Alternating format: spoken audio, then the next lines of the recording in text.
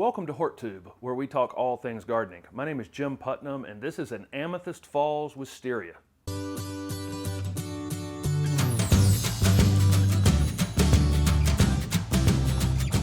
This is Amethyst Falls Wisteria, a beautiful, very fast-growing, purple flowering vine.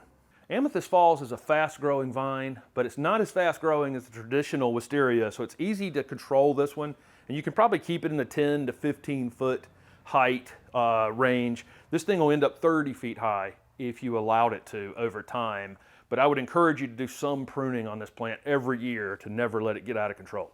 These are actually pretty cold hardy. They can grow all the way up to zone 5 and then down to zone 9. Once established, wisteria is a very fast growing vine. We can probably get 5 or 6 feet of growth out of these in a single season. Wisteria is definitely a sun loving vine. If you ever see one of these growing on a tree in a wooded space, it's always going to be right on the edge of the woods where it's getting a lot of direct sun. I would give these at least 6 hours of sun and then all the way to full sun. Wisteria really only has one purpose, and it's as a twining vine to climb on something. Of course, the main feature of wisteria is these beautiful purple flowers that actually look like grapes as they open up. This one is just starting to open the flowers on the back.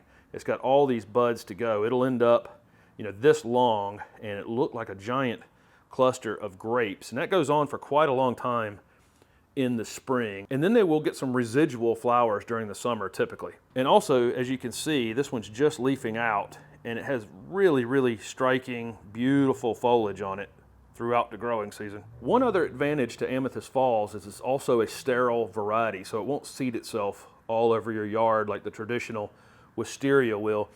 This one has a pretty thick central leader on it, and it could actually be trained into a tree and just grown as a tree, a freestanding tree, rather than a vine. That takes a little while to do. It would have to remain staked like it is right now until that central leader thickens up enough to hold the plant up. But that's very possible with these. I've included videos in the description of this video for planting woody shrubs, and it would also include these vines. These are actually easy to kill with water initially. I think it would take wet feed or dry feed or anything in the future once it's established, but be careful not to drown this thing early on, and don't cover anything that's not covered when you purchase it. The first year your wisteria is in the ground, you're going to want to check the watering occasionally, and if it's dry, drown the space around it and then let it dry out again. Once these are established, I would put them in the extremely drought tolerant category.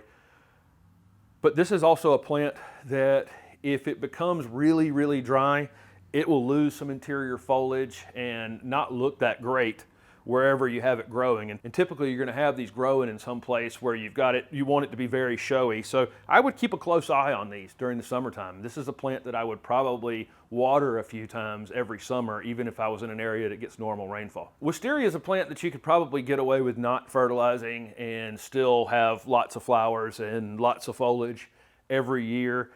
Everything tends to look a little fresher if you fertilize them, and I'd fertilize these maybe a week or two before they wake up. In my area, that would be sometime in mid to late March. A little bit later if you were up toward zone 6 or zone 5, a little bit earlier if you were in zone 8 or 9. Any kind of slow release fertilizer for woody shrubs would be fine, something that lasts 3 to 4 months and then runs out. After your wisteria blooms in late spring, and this one's just coming into flower now, it's got a lot of flower buds on it, it's going to be flowering for a while. That would probably be the best time to get after it pretty hard, and you can go as far down as you want to with this plant and to get it under control. And I would do that every year. I would take some portion of this plant out. Don't ever let it get 20 or 30 feet tall or it gets really hard to deal with it. In terms of pest on wisteria, if they're planted improperly, if they're planted too deep or over mulched initially, they are susceptible to root rot once they're established, though. It'd be really hard to kill one of these, honestly.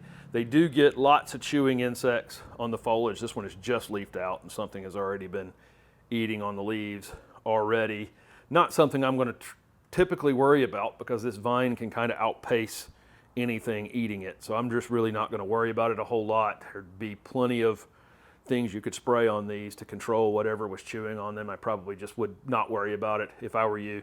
Wisteria is considered deer resistant. I've never had them sample one of these. So what are you waiting for? Trust me when I say everyone can grow Amethyst Falls Wisteria.